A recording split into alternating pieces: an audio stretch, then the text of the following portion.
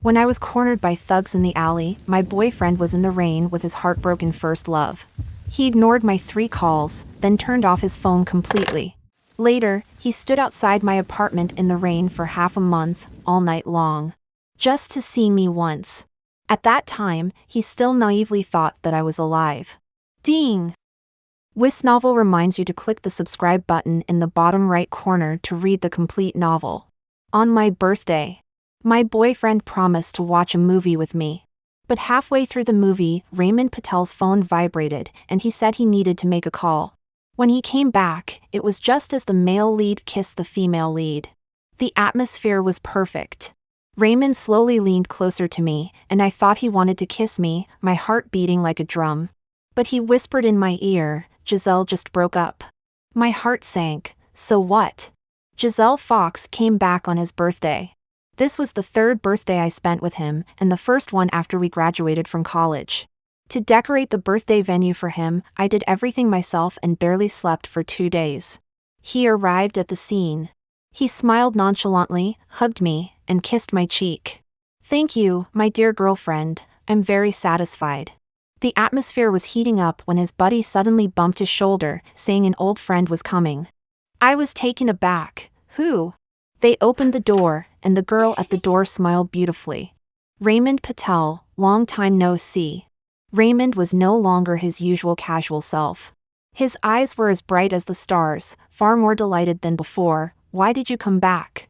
"I haven't celebrated your birthday with you these past few years, so I thought I'd surprise you this time." Their eyes met. It was just like a scene from a drama where long-lost lovers reunite. My freshly done nails dug into my palms. Still, I walked over with a smile and took Raymond's arm. "Ray, who is this?" At that moment, I felt like the villainous supporting character in a drama. "This is my high school classmate, Giselle Fox." Giselle looked at me with a bright smile and exclaimed, "Wow. So you're his girlfriend, huh? You're so pretty. You and Raymond look so good together." "Yes, everyone says so, right?" I looked sweetly at Raymond. But he avoided my gaze. Every passing second was like torture. After a while, he finally said, "Yes. Bettina is my girlfriend, I pursued her first. Raymond and I have been together for 3 years. I liked him when I started college, but I never took the initiative to pursue anyone. I was prepared for my crush to go nowhere. It was him who pursued me. He was the golden boy, passing through a sea of flowers without a leaf sticking to him. During a basketball game in our junior year, I brought him a 3-liter bottle of mineral water, drawing everyone's attention. Not long after, he found me, smiling as he asked, "Do you want to give it a try with me?" It was like something out of a novel. The person you have a crush on pursues you. How wonderful, I agreed without hesitation. We were like any other couple, hugging and kissing. He would give me his jacket when I was cold, change his social media cover photo to a picture of us at my request, and make ginger tea for me when I had my period. Our friends often said they envied me, saying I had reformed a playboy. For someone as carefree as him to do all this, I thought I was very satisfied. Until Giselle Fox appeared. I realized. I was not satisfied. The cake was brought out.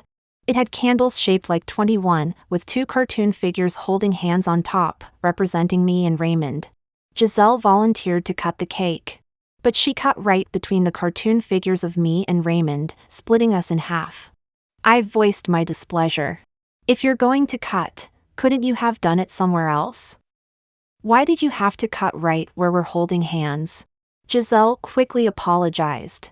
"I'm sorry, Bettina, I didn't notice. I just cut it randomly without paying attention." She looked so pitiful, as if I was making things difficult for her. "Bettina, it's just 2 cartoon figures. Don't take it so seriously." Raymond rubbed my head gently, his eyes soft. "Okay?" I relented and nodded with a smile. "Okay." It was only later that I realized his gentleness at that moment wasn't for me. It was because he didn't want to make Giselle feel awkward in front of everyone. So those cartoon figures that I had spent so long drawing meant nothing to him.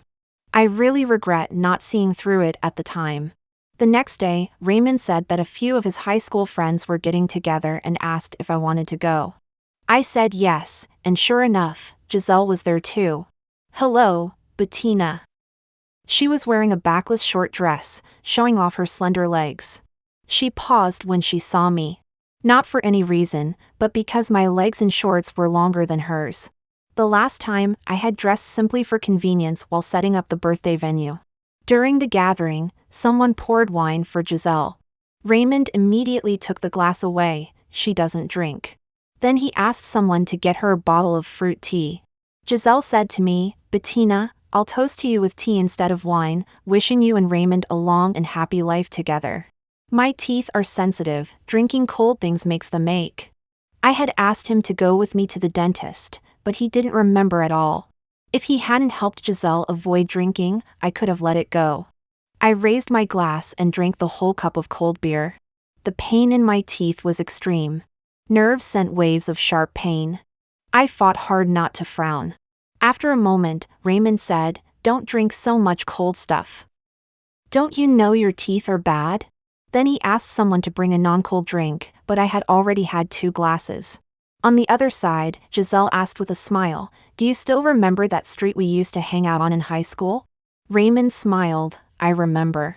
Giselle said, We should visit it sometime. I really miss our alma mater and those days of fooling around with you guys. They enthusiastically discussed their memories. Memories of a youth I was never part of. I couldn't get a word in edgewise. Like an outsider wearing a smiling mask. Are you drunk? Raymond rubbed my head. But at that moment, my thoughts were, is he doing this for Giselle to see? His tone used to be casual, as if he had everything under control. Now it seemed deliberately gentle, which I didn't want. I smiled at him, Not really, I'm fine. He wrapped his arm around my waist, If you're tired, don't push yourself. I'll call a car to take you home. Not tired. Giselle suddenly said, I wish my boyfriend could be as considerate as you. Everyone else was surprised, You have a boyfriend? Yes, he's studying abroad right now. I breathed a sigh of relief. But at that moment, Raymond's hand on my waist tightened. He tilted his head back and drained his glass of wine in one gulp. Giselle even started talking about her love story. In the middle of it, Raymond suddenly said, You guys keep chatting, it's too stuffy in here, I'm going out for a walk. I watched his lonely figure and got up to follow him. Outside the bar, I saw his solitary figure under the streetlight, and I slowly walked over. Ray, I heard from your friend that you used to pursue Giselle. Is that right? I did. Raymond took a puff of his cigarette and admitted frankly, But that was a long time ago. Oh. What, are you jealous? He tilted my chin up, his eyes gleaming with ease. No. Bettina, enough with the overthinking. He said, Use that little brain of yours for something else. Giselle has a boyfriend now, don't overthink it. But what if she didn't have a boyfriend? Would you leave me to pursue her? I didn't ask. After a long silence, he said to me, Sunday is your birthday. I'll spend the whole day with you, and we can watch that movie you've been wanting to see. How about it? But on the day he promised to spend with me, he was distracted, constantly checking his phone. Giselle is in a bad state, she's been crying. I want to go check on her. I turned to look at him, the movie only has half an hour left. Let's finish it, okay? He exhaled deeply, All right, let's finish it. After the movie ended, Raymond turned my face towards him and kissed me. In the past, his kisses would make me blush and my heart race. But at this moment, all I could think about was his words, Giselle just broke up. Like a curse, it echoed in my mind for a long time. Then his phone rang. I didn't need to guess, it was Giselle calling. I need to take this call. Before I could say anything, he had already answered the phone. Giselle's voice was choked with sobs. She was speaking in broken sentences. Raymond, I'm really sad, I feel so hurt. I was so good to him, but he deleted all my contacts. Why is the world so unfair? That kind of jerk isn't worth it. Giselle said, I don't want to live anymore. Listen, Giselle, don't do anything stupid. Send me your location, I'll come find you right now. At that moment, Thunder rumbled across the sky. I felt a shock in my heart as well. Ray, she has other friends to comfort her. Today is my birthday, I don't want you to go.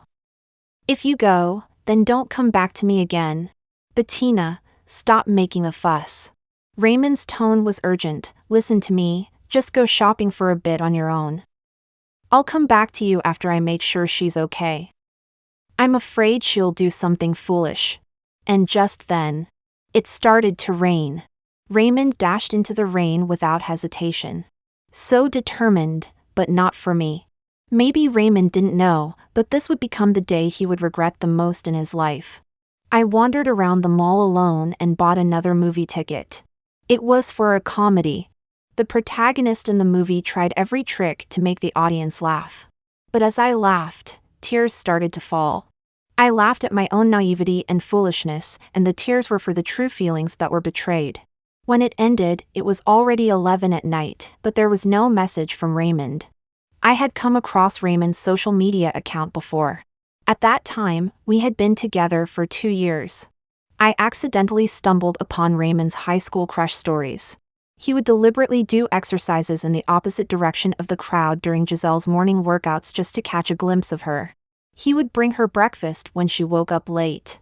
He would fight for her when other boys bullied her, even if it meant getting reprimanded by the school. He would use the excuse of asking her questions to get close to her. A young man full of vigor, willing to go through fire and water for the girl he loved. If it wasn't Raymond who wrote those, I would have been deeply moved by the beauty of that crush. But on the day of the college entrance exams, Giselle rejected his confession. She chose a university far away. From his posts during that time, it was clear he was depressed for a long time, spending his days drinking in bars until college started. His last tweet was, "I'm letting you go, Giselle." At that time, I thought, since he chose to be with me, I wouldn't hold his past against him. Everyone has a past, as long as he moves forward, it's fine. True feelings will be reciprocated, I always believed that, and treated him well. But now, he left me without hesitation. Has he really let go? Or did I never compare to Giselle in his heart? I get tired too. Raymond. I'm so disappointed in you. So disappointed. It was raining, and the night was deep. Almost no one could be seen. As I walked through a narrow path, a man came towards me, wearing a black raincoat, head down, walking hastily. Yet, I felt he was looking at me. I turned around and walked away.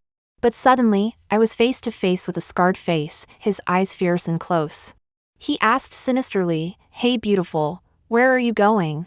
I saw you wandering alone in the mall for quite a while. Why not find a man to keep you company?"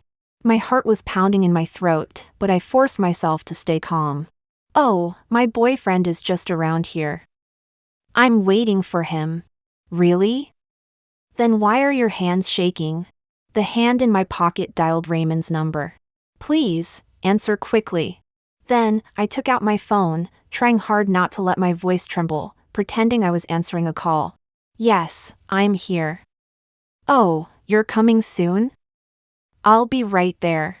I spoke while walking away. The two men saw this and also started to leave. But the man in black suddenly turned around and snatched my phone. The screen still showed the dialing page. The scarred man sneered, looking eerie under the dim streetlight. "Why pretend? There's no boyfriend." Just as I was about to run, the scarred man covered my mouth.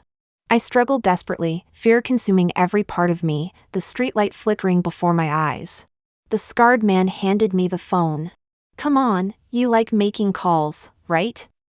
Keep calling your boyfriend. Don't call anyone else. If he answers, I'll let you go." He then took out a knife. My hands were trembling badly. The first call hung up. The second call also hung up. The third call, "The number you dialed is turned off." The rain was getting heavier. Raymond Patel. The two thugs laughed loudly, throwing my phone to the roadside. They pushed me to the ground. Just then, my phone rang, startling a couple passing by the alley. "Hey, what are you doing?" "I've called the police." The scarred man and the man in black exchanged a look. They grinned, we're just messing with her. Look, she's fully dressed. The couple walked over to check on me. Miss, are you okay? I hurriedly buttoned up my coat. Still in shock, trembling, cold rainwater seeping through my collar, tears uncontrollably streaming down. I shook my head. I'm fine. Then I thanked them. The call just now wasn't from Raymond. It was from Matt. I missed it, but he quickly called again. Matt was Raymond's college roommate. I was in the same club as him in college, so he was also a mutual friend of Raymond and me.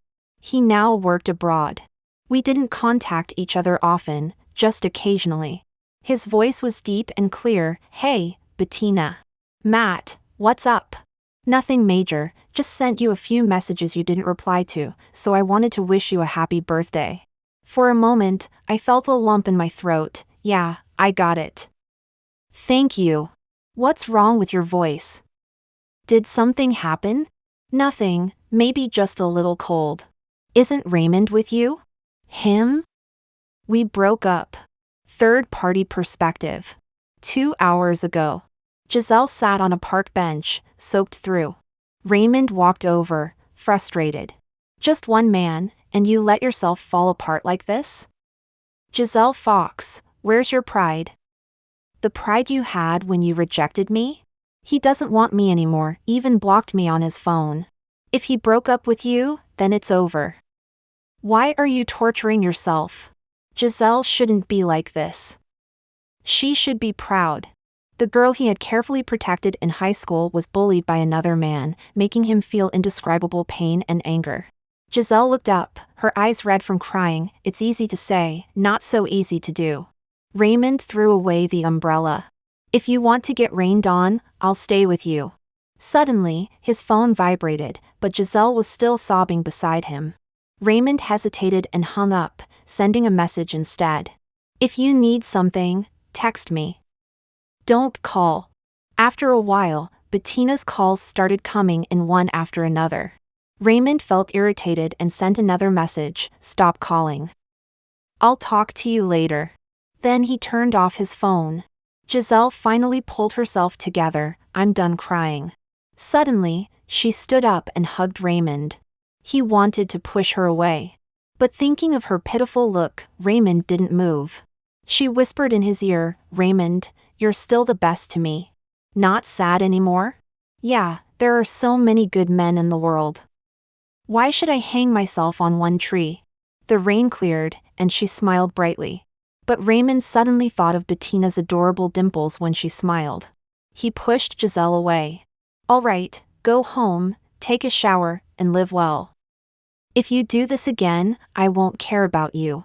Come to my place and change your wet clothes. No, I'll just take you home and leave. At this moment, Raymond turned his phone back on. There were still 3 missed call notifications. His right eyelid started twitching. Like a bad omen. He called back, but she had turned off her phone too. It was late, Bettina should be home by now. Bettina was probably angry, so she turned off her phone not to deal with him. He thought he'd check on her tomorrow, as he was soaked and exhausted. Bettina, you're home, right? I'll make time for you next Saturday. Bettina wouldn't hold a grudge against him, she never did. She was always so gentle, and that's what he liked about her. But this time, she didn't reply to his message. A whole week passed. Giselle posted on social media, saying she was going to start living well again. Bettina didn't reply to any of his messages. Raymond started to panic. He couldn't understand. Bettina had never acted like this before. Occasionally, when they had a fight, he wouldn't lower his pride to coax her. He would choose to ignore it, never actively looking for her, because he knew she couldn't bear to be without him. In at most 3 days, she would give in. He liked sweet things. Bettina would always bring her homemade little cakes to him. Ray, the cake is so delicious. Are you sure you don't want to talk to me? He would then take the opportunity she gave to make up. It had always been like this for 3 years. Thinking of this, he arrived at Bettina's apartment. It's been a week. Your anger should have subsided. I'm downstairs. Come down. Bettina would be very surprised. This time, he came to make up himself. Shift to Bettina's perspective. After that day, I came down with a fever. I didn't reply to any of the messages Raymond sent me. Since my birthday, it had been raining nonstop. I stayed home, taking medicine and sleeping, drifting through the days in a daze. Next to me lay a life-sized teddy bear. Raymond had given it to me when we were in college. I used to have an old one that had been with me since I was a child. Its limbs were patched up, and its fur was almost bald. Raymond said it was so ugly that he couldn't bear to look at it. So, he bought me a new teddy bear, which I cherished for a long time, hugging it to sleep every night, while the old one was stuffed into my closet. But now, I didn't need it anymore. I stuffed the teddy bear Raymond gave me into the closet. Then, I took out the old one that had been with me for so long. Its embrace was much warmer than Raymond's. The day the rain finally stopped, I saw a message from Raymond. It's been a week. Are you still mad? I'm downstairs at your place. Come down. But I just found it laughable. Why did he think that just because he wanted to, I would come running to him with a snap of his fingers? I hugged the teddy bear he gave me and went downstairs. The sunlight made me feel like I was in a different world. Raymond was still the same, smiling confidently at me, as if nothing had happened that day. His expression seemed to say, "See, I knew you would come down obediently." He walked over. What's this? You even brought the bear I gave you. Do you like it that much? I walked past him without a word. Then, right in front of him, I threw the teddy bear into the trash can on the side of the road. I'm just throwing away some trash. Raymond's smile froze, and he gritted his teeth. Bettina Webb, what do you mean by this? I didn't answer. He grabbed my shoulder. I asked you what you mean by this? The last time, I thought I made it clear enough. We're done. There's no need for me to keep these things. After all, the things he gave me were actually quite few. Bettina, you know I had no choice that day. You wouldn't have been so petty before. Raymond sighed. Seriously, you need to get over it. There it was again, that phrase. He put his arm around my shoulder, the familiar scent of tobacco wafting over, his tone coaxing. It was my fault, okay? I'll spend the whole weekend with you, all right? I had given him my heart with both hands. But he had thrown that heart into the dirt, trampled it into the muddy ground. After crying and hurting, all I felt was a sense of absurdity. Is this fun for you? With that, I shook off his hand and walked away. Raymond didn't chase after me. He always cherished his pride. But for me now, that was the best outcome. After I got back, my grandfather called me. Tina, I made 2 more jars of your favorite secret sauce. Really? I just finished the last jar. Every 6 months, my grandfather would send me his handmade secret sauce, buying the ingredients bit by bit and making it himself. I used to give a jar to Raymond every time. Thinking about it made my nose sting. Grandpa asked, "Why does your voice sound different?" Really? Maybe I caught a cold. Grandpa became alarmed, asking if I didn't have money to buy medicine or if I had been eating too much cold food. He was the person who cared about me the most in the world. After hanging up, he transferred $2,000 to my bank account. Tina, don't be too frugal. Eat well, drink well. If you run out of money, tell Grandpa. Grandpa has a pension. It's great to have Grandpa in this world. I shouldn't waste my emotions on someone like Raymond anymore. Pulling away in time is the best choice. The next day, Matt called me, saying he was back in the country. After years of not seeing each other, he had matured, but his looks were just as striking as before, with skin fairer than most girls. His eyes, full of charm, looked at everyone with deep affection, and his hair was as black as ink. We used to be in the same club and department. Matt was the president, and I was the vice president. He always took good care of me. Raymond happened to be Matt's roommate. After I got together with Raymond, my relationship with Matt gradually faded. Soon after, Matt went abroad for an exchange program. After graduating, he stayed in the UK for work. Apart from holidays, we rarely kept in touch. Every once in a while, He would send postcards from different cities. Of course, not just to me. Other classmates we were close to in the department would also receive them. I thought meeting again might be awkward, but when we smiled at each other, it felt like we were back to our familiar selves. I joked, "You didn't come to avenge your good roommate, did you?" "Impossible. If I were to avenge anyone, it would be him," he chuckled. I changed my phone number after going abroad and lost touch with many people. I couldn't even avenge him if I wanted to. Good, I don't accept any pleas. Don't mention those who make you unhappy. How about a drink? He frowned. Why drink? Is your tooth sensitivity gone? No. Matt said, then no drinking. I said, let's go listen to some music. Let's go to the place we used to frequent, Parting Bar. It was during our sophomore year. Because of club tasks, we went out together. Caught in a heavy rain without umbrellas, we ducked into a roadside bar called Parting Bar to take shelter. After the singer finished a few songs, they invited people from the audience to sing. Matt stood up, his charming eyes looking incredibly gentle under the light. Sing a song, Ambush on All Sides. My favorite, a song by Eason Chan. My eyes lit up. I loved listening to Eason's Cantonese songs, but I couldn't sing them. Matt, being from G City, had a beautiful Cantonese accent. Matt sang several of Eason's songs in a row. I was briefly lost in his singing, forgetting all my worries. It felt so good not to have my emotions controlled by Raymond anymore. When we left, Matt went to the parking lot to get the car. A guy came over, "Miss, let me give you a ride home. It's not safe for a girl to be out alone at night." I smiled and waved him off. "No need, I'm waiting for my friend." Just as I finished speaking, Raymond suddenly appeared out of nowhere and shoved the guy aside. "This is my girlfriend. Get out of the way." Raymond gripped my wrist tightly. "Who gave you permission to smile at him?" "I smile when I want to. You're my girlfriend, you can only smile at me. You left me to find her that day. I told you then that we were done. Don't pretend to be affectionate now. Raymond, you know that night I started, but then I saw Giselle in the distance, wearing a white dress and draped in Raymond's jacket.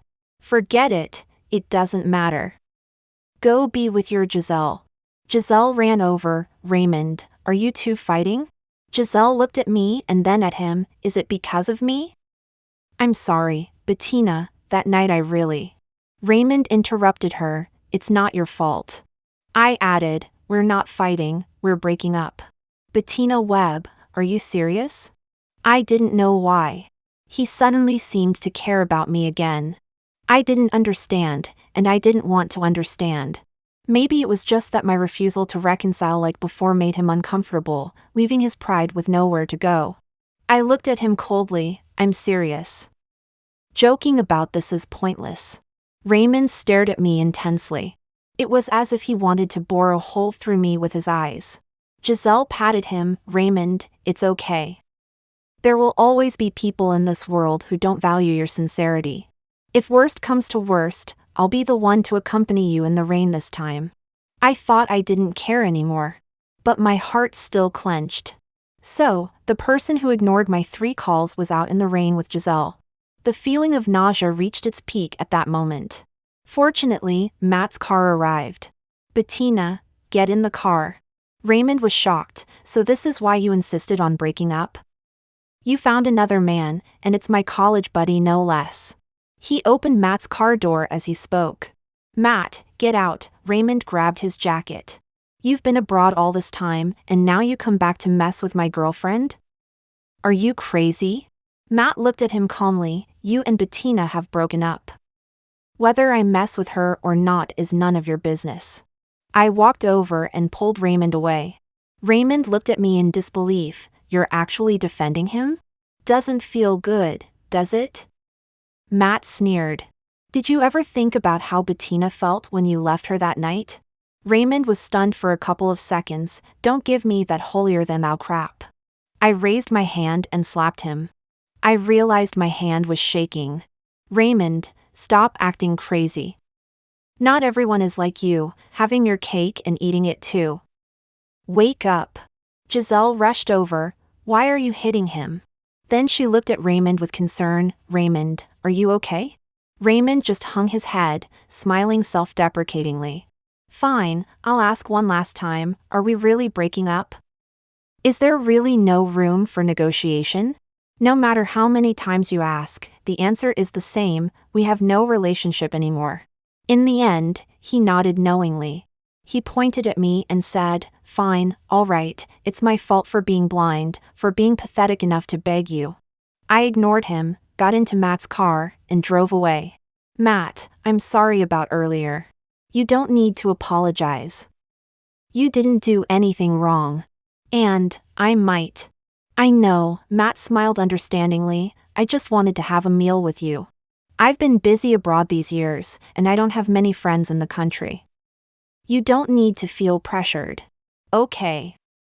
I sighed in relief. In that case, I'll show you around. What about after that? Do you plan to stay here? No, I want to go back to my hometown for a while.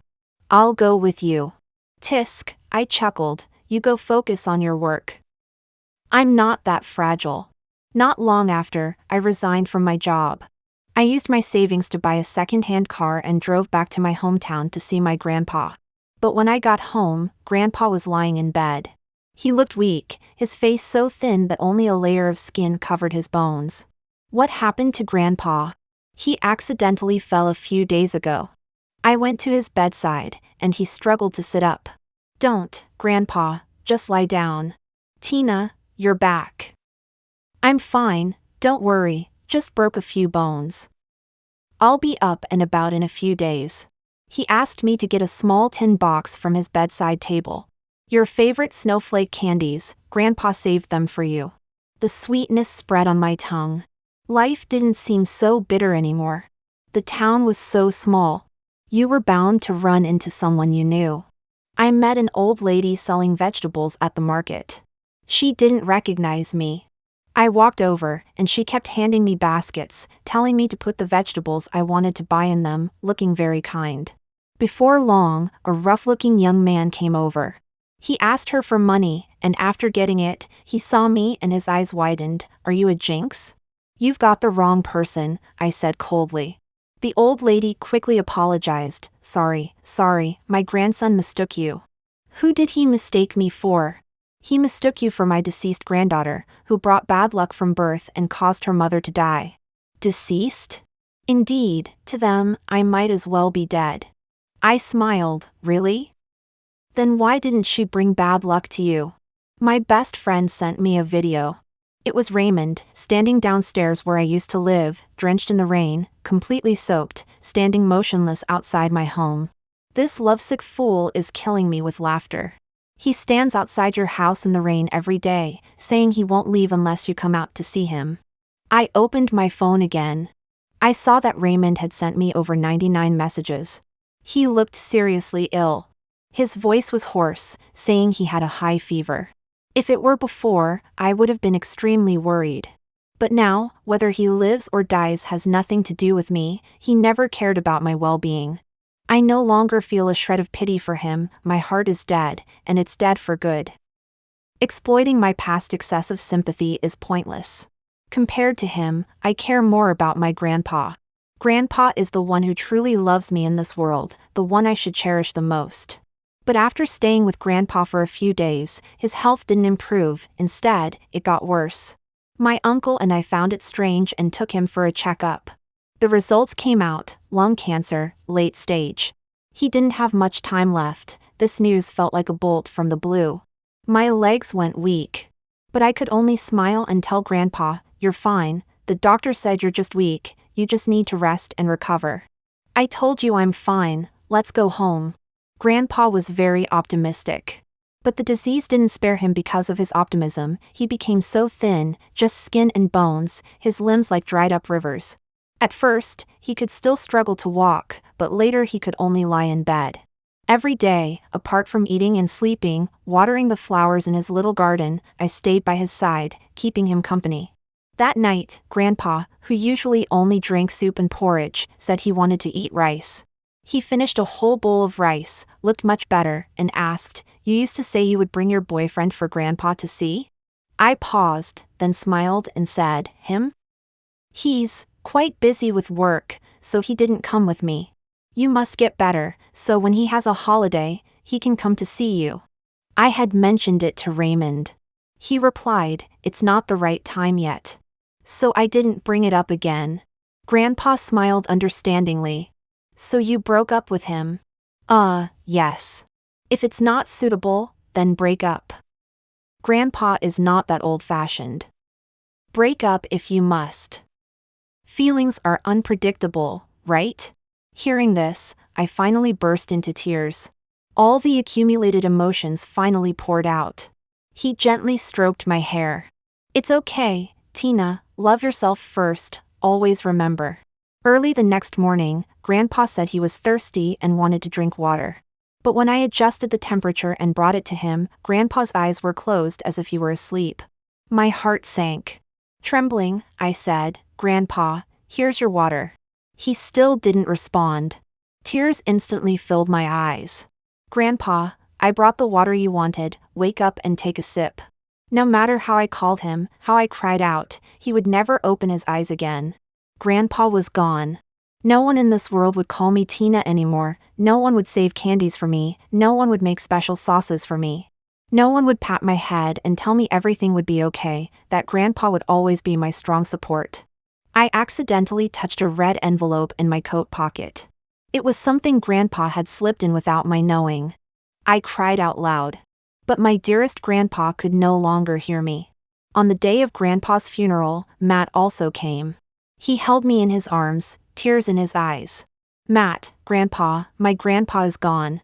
Bettina, my condolences. Not being able to see Bettina was driving Raymond crazy. He had resolutely broken up with her, thinking he could tough it out, but his mind seemed to have a will of its own, constantly replaying her kindness to him. Through various connections, he managed to get the phone number of her best friend, Aisha, but the voice on the other end was cold. I don't know where she went either, don't ask me. He begged her humbly. I'll give you money, as much as you want, I'll give it to you, just tell me where Bettina is. Stop disgusting me, will you? Ask yourself, how much do you really know about her? You've enjoyed her love for 3 years without a care, shouldn't you be satisfied? Raymond was at a loss for words. I'm sorry, Sorry? What good is sorry? She stayed up all night decorating for your birthday. And on her birthday? That day, while you were in the rain with another woman, Tina was harassed by thugs. She called you so many times, you didn't answer once. She almost got hurt, do you know that? Do you think you deserve to know where she lives? Do you? Stop adding to her troubles. You, just stay with that Giselle Fox, and don't ruin Tina's life anymore. Tell her I can change. The call was hung up. When he called back, he found he had been blocked. Giselle tried to comfort him, Raymond, didn't you comfort me like this last time? Don't be sad for someone who's not worth it. Maybe Bettina wanted to break up with you a long time ago. Remember that man in the car last time? What do you know? What the hell do you know? Giselle's eyes instantly reddened. How can you yell at me? Sorry, some things are not for you to say. She's not the kind of person you think she is. Raymond, didn't you like me? Now that I've broken up, and you've broken up, you can pursue me again. Giselle, what makes you think I would wait for you? You watched too many soap operas? After saying this, he suddenly felt the urge to slap himself. So why should Bettina wait for him? Yes, I admit seeing you brought some regret, but I realize now, that's not love. Bettina has been by my side for 3 years, you have no idea how important she is to me. Raymond, you don't really love her that much, stop making excuses for yourself, okay? Get out! Stop buzzing around my ears. If you hadn't come back, Bettina and I wouldn't be like this now. Giselle started to cry. But at that moment, Raymond only felt irritated. He once had an obsession with Giselle and had sinfully tried to use Bettina to forget her, but he discovered. It's easier to get over something you never possessed. But losing something you had is like having a piece of your flesh cut off. The thought of possibly having no connection with her in the future filled him with panic and fear like a tide. I know you can see my messages, Bettina. I used to ignore your feelings. I didn't know Giselle's return would hurt you so much. I didn't consider your feelings, it's my damn fault. I know I was too cold before, ignored a lot of your feelings. I will change from now on. Let me chase you this time, okay? I'm downstairs at your place. Yes, I was in the rain with her that day, but it won't happen again. I'll be downstairs waiting for you, whenever you want to see me. I can't lose you, really, I'm begging you. But Bettina didn't reply to a single message. She was impervious to both soft and hard tactics. No way, it couldn't be, he didn't believe it. After dating Bettina for 3 years, he still didn't know where her hometown was. It was then that he realized he was an unqualified boyfriend.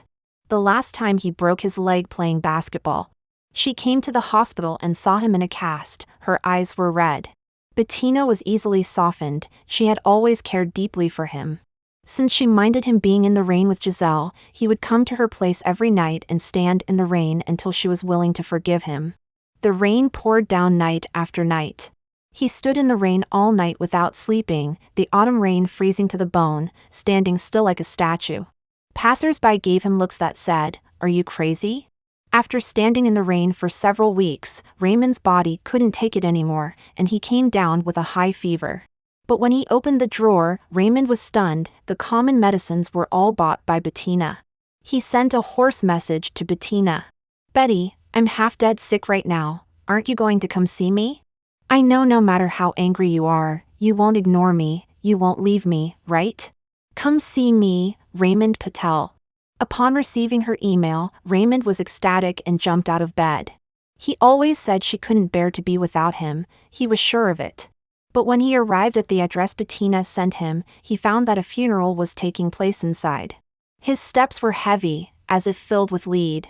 It couldn't be true, it must have been someone in her family who had an accident, and he was here to support her through this tough time. But when he walked in, Bettina was smiling at him. Her eyes were crescent-shaped, and there were 2 shallow dimples on her cheeks. But it was a black and white photo. An elderly person nearby shook their head, such a poor child, her grandfather just passed away last week, and now this happened to her. He saw Bettina's best friend, Aisha, and a haggard-looking Matt. Raymond rushed over like a madman. "You all are conspiring to trick me, right? You're all in on this act with Bettina, right? There's no way something happened to her." Aisha choked out. After her grandfather's funeral, she told us she wanted to travel, to be alone for a while, but on the way, she was so heartbroken that she drove into the river. "No, she wouldn't leave me," Raymond showed the text Bettina sent to the others. "Look carefully, she texted me just yesterday." He looked at Matt. "Tell me it's not true. Did you set this up to mess with me? She can't be dead, she's definitely still alive." Matt grabbed his collar and shoved him against the wall. "Raymond Patel, stop losing your mind." Not long after, a few police officers suddenly came to the door. "Is this Bettina Webb's residence?" Raymond clung to this like a lifeline. Yes, it is."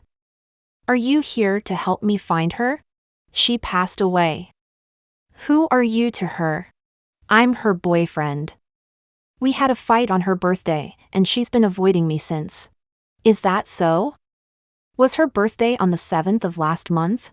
"Yes, I was with her that day." "Do you know she was assaulted that day?" Raymond felt as if he'd been struck by lightning. "No, I didn't know." Matt and Aisha were also stunned into silence. Trembling, they asked, "What? So none of you knew?" The police took all 3 of them back to the station. The reason was that last night, in an abandoned sewer under a deserted tin house in an alley, they found the bodies of 2 adult males. The 2 men had died from excessive blood loss due to stab wounds. It was confirmed that these men had been released from prison 6 months ago, having been incarcerated for a rape. During the investigation, they found a phone belonging to one of the deceased at the scene. It contained a video recording of them torturing a victim before they died, who was Bettina Webb. The video had been pixelated by the police, but the audio could not be edited. Her cries, wails, and pleas for help were mixed with the sound of thunder and rain, eventually fading into silence, like death. Midway through, her phone rang. Then came the men's agonized screams. One after another. She had killed those two men.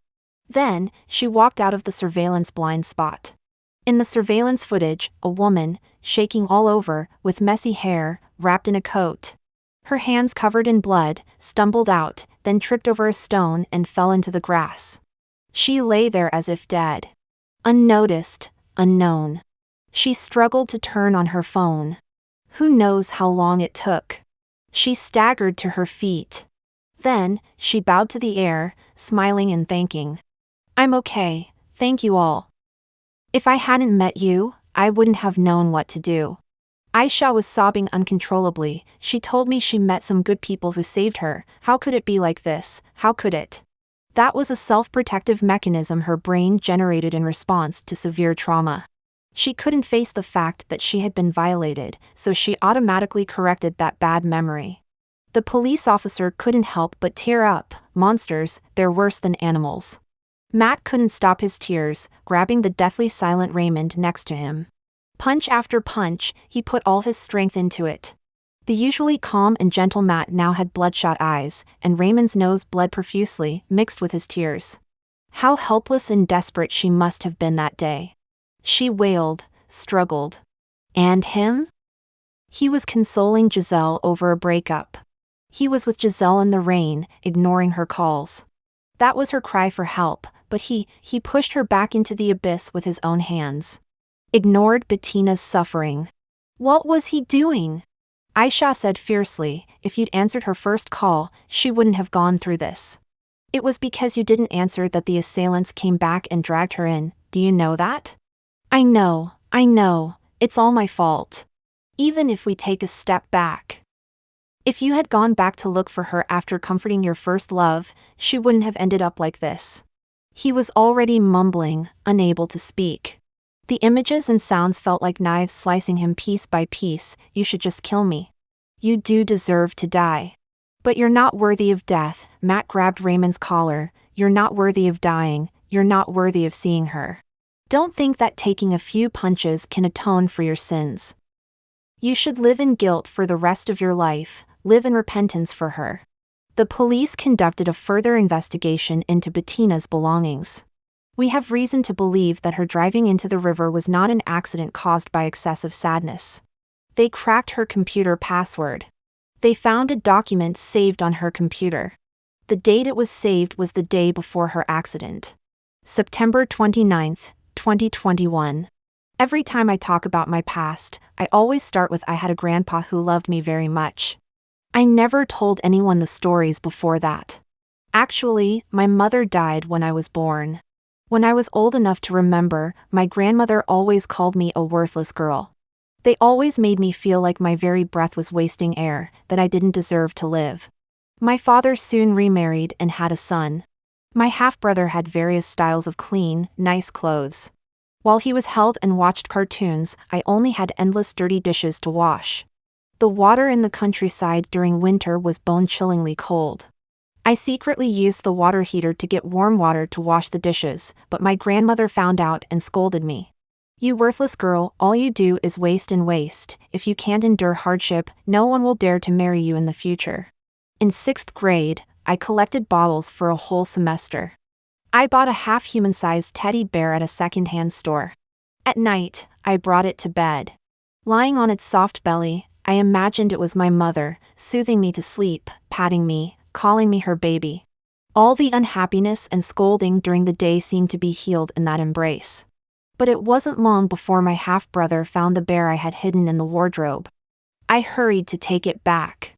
But my stepmother snatched it away. A broken bear is so precious to you? Did you steal money to buy it? Your older sister and you can't let your brother have it? Stop playing with toys, hurry up and mop the floor.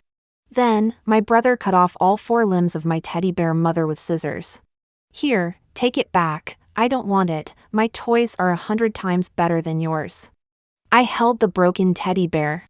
Curled up in a corner, crying all night long. No one would protect me. The next day, I found a needle and thread and sewed the teddy bear back together myself. It accompanied me for many years. during the summer vacation of my third year of junior high. My stepmother's nephew came to stay at our house for a short while. He wore black-framed glasses and looked very honest. He said he wanted to help me with math problems. But as he explained, he put his hand on my thigh, touching me intentionally or unintentionally. I was both shocked and scared. I pushed him away and ran out desperately, "Grandmother." But my grandmother pushed me to the ground. "You short-lived ghost, why are you running so fast? If you bump into your brother, see if I don't beat you." I carefully went back to get my workbook, but he grabbed me. His hand reached down, pulling down my pants, covering my mouth, pressing against me, making strange noises. "You're so young but already so beautiful." I was terrified to death, stomped on his foot with all my might, and he let go of me in pain. I said I would tell the adults. He sneered and said, "Do you think they will believe you, a bringer of bad luck, or me, a well-educated person?" Yes, my family would never help me. I cried and went to the police station. The police came to my house to investigate, but found nothing. The neighbors surrounded our house, eager to watch the drama.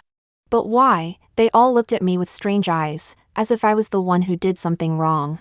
My stepmother explained to the police, "She is lying, her mother died early, we were busy and didn't pay attention to her, so she lied to get my attention." My nephew, everyone knows, just got into college this year, how could he do such a thing? After the police left, my grandmother locked me in the storage room. "Aren't you ashamed? If you're afraid of others doing dirty things to you, you should be locked in the house, it's the safest. Maybe you wanted to seduce my nephew, you're so young but already so scheming." No one stood by my side. They all looked at me with strange eyes, as if I was something dirty. I was very, very hungry, but no one cared if I lived or died. Until my grandpa came to take me away. My grandpa had come before, but at that time my father and the others thought I had some use, could be ordered around, and didn't let my grandfather take me away. But after that incident, they couldn't wait to give me away, the farther the better. My grandpa arranged for me to transfer schools. He gave me the warmth I had never felt since I was born. He told me, "Artina is not a bringer of bad luck, but the North Star." For the first time, someone was good to me. I was at a loss. I no longer had to be cautious, I touched the light. Those years with my grandpa were the happiest of my life. Those wounds seemed to be slowly healed. I also slowly changed from the weird loner in other people's mouths to a normal girl, who could cry, make trouble, and laugh. Later, I worked hard to become my grandpa's pride. I got into a prestigious university. In college, I met Raymond Patel. I was attracted to his passionate and unrestrained nature. I had a crush on him but didn't plan to confess. Because of what happened when I was a child, I was actually somewhat resistant to boys getting close, thinking that it didn't matter whether I dated or not. But Raymond confessed to me. I wanted to bravely take that step. I thought I would also meet my salvation like the protagonist in a novel. I thought I would completely say goodbye to that muddy past. I could be like children with normal childhoods, have my own lover, have my own family. I thought I would never return to the abyss. I would have a daughter and let her never go through what I have been through. But that stormy night, I fell into an even deeper quagmire. The deeper and deeper darkness swallowed me. The night after my grandpa's burial, the wind howled and lightning flashed. I remembered what really happened that rainy night. In fact, there were no passers-by that night. From beginning to end, no one came to save me. Those two bastards groped me, choking my neck. The excruciating pain, the cold rain, the nauseating gasps. I screamed desperately. It only made those beasts more aggressive. At that moment, I truly wanted to disappear from this world. So I wouldn't have to endure this. My tears dried up. It was only when Matt's call came that they were startled, wanting to turn off my phone, and it awakened my gradually fading will. I felt for the dagger in the pants that one of the men had taken off. Then, while they were distracted, one stab, two stabs. By the time I snapped out of it, they were covered in blood. I dragged them into the abandoned tin hut nearby. The rain was still pouring. The ground was stained red. Rainwater and blood flowed into the dark sewer. This memory, I chose to forget selectively. I even thought someone had saved me.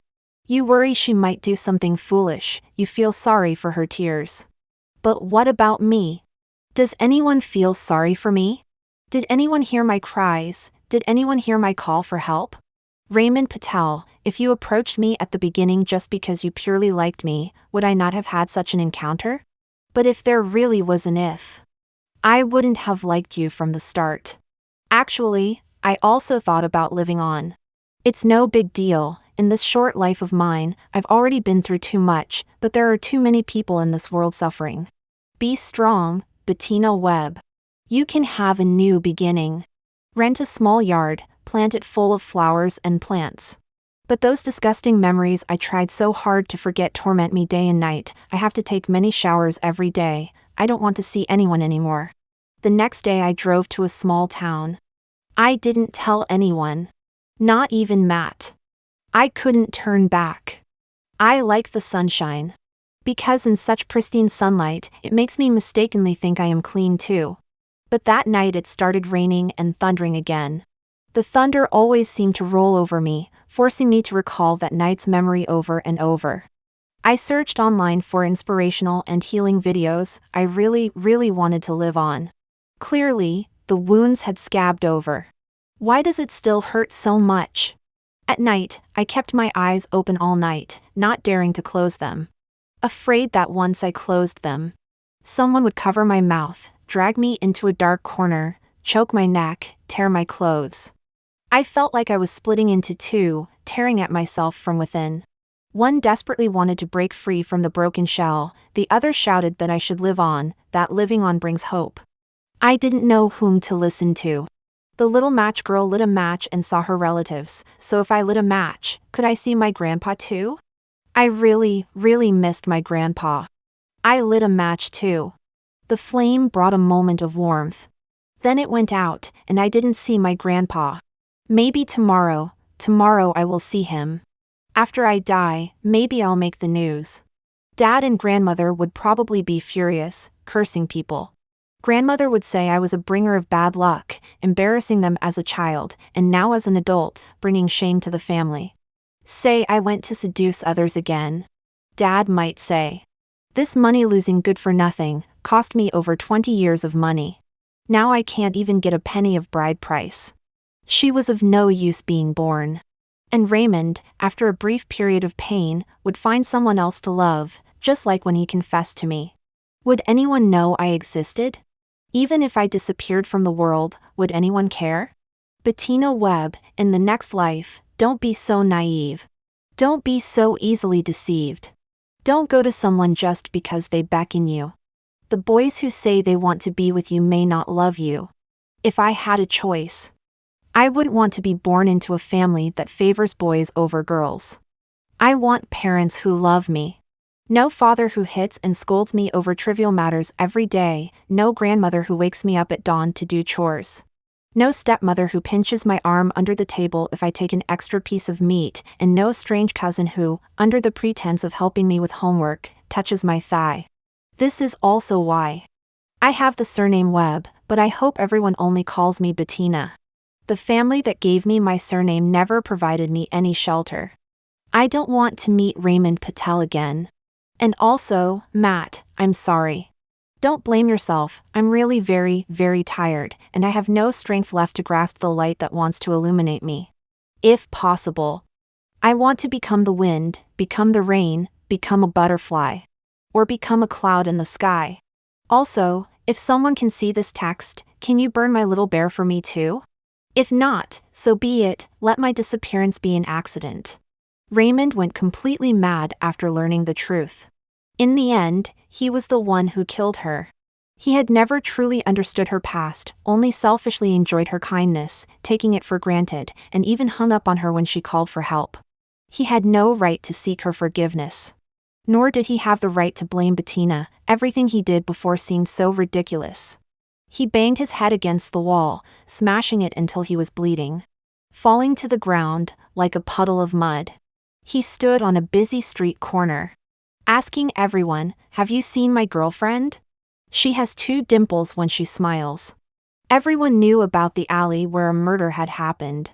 There was a madman who looked for his girlfriend every day. His family could only lock him up at home.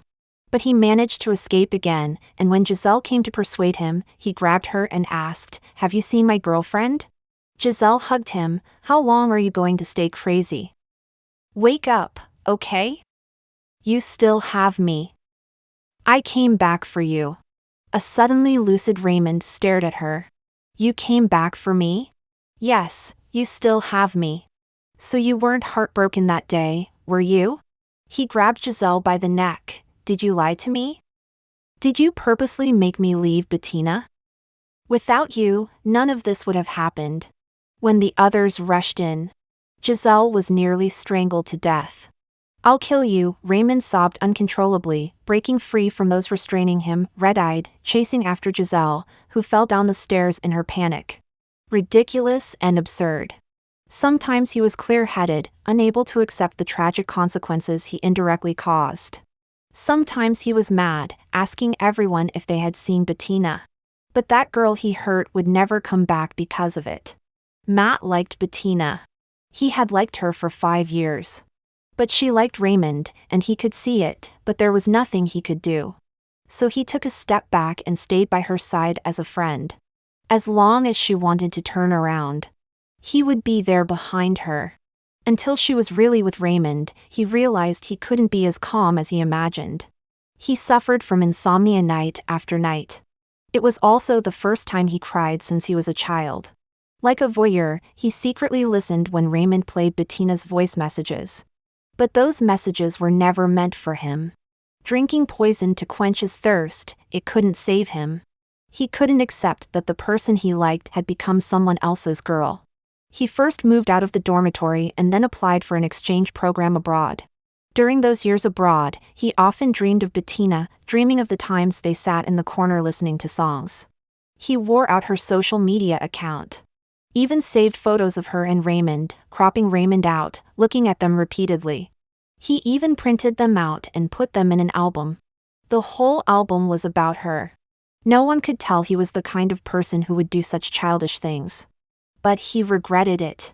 Regretted fleeing the city like a coward. If he hadn't gone abroad, maybe she wouldn't have gone through that. What kind of despair must she have been in to be driven to kill, and how much fear and pain must she have been in to forget those events due to trauma? He wished he could go back to that day, kill those 2 men in her place, and hold her in his arms. But he couldn't go back. He couldn't do anything. But he couldn't go mad either. Anyone else could go mad, but not him. He had important things to do, so he forced himself to pull together. He hired people to investigate Bettina's stepmother's nephew, who was now a middle school teacher, still unable to change his dirty habits. Often groping his students, but they were too young and inexperienced to speak out. Matt collected evidence and got him sent to prison. Those relatives who clamored for a share of the inheritance after Bettina's death no longer dared to say a word, fearing Matt would go after their precious son. Matt wouldn't allow them to defame her anymore. He sat from sunrise to sunset. Like a silent rock. The moon slowly climbed above the treetops. Its light illuminated her tombstone and his tear-filled eyes. He took out the album and slowly flipped through it. The last picture he saved of her. It was her obituary photo. He caressed her picture, his mind filled with her vivid smiles and expressions. So lifelike, yet frozen in black and white. He would never see her again. In front of her tombstone, he placed the tulips she loved most. She should have met her loving grandpa and the mother she never knew. His thought was his only comfort. Bettina, I won't burn your bear toy for you. Give me something to remember you by. It's all I have left.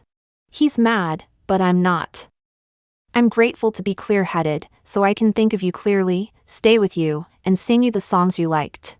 You said you were afraid no one would remember you in the future. Don't be afraid, Bettina, I will always remember you. I have just one wish, come visit me in my dreams often, okay? A butterfly flew by, landing on his shoulder.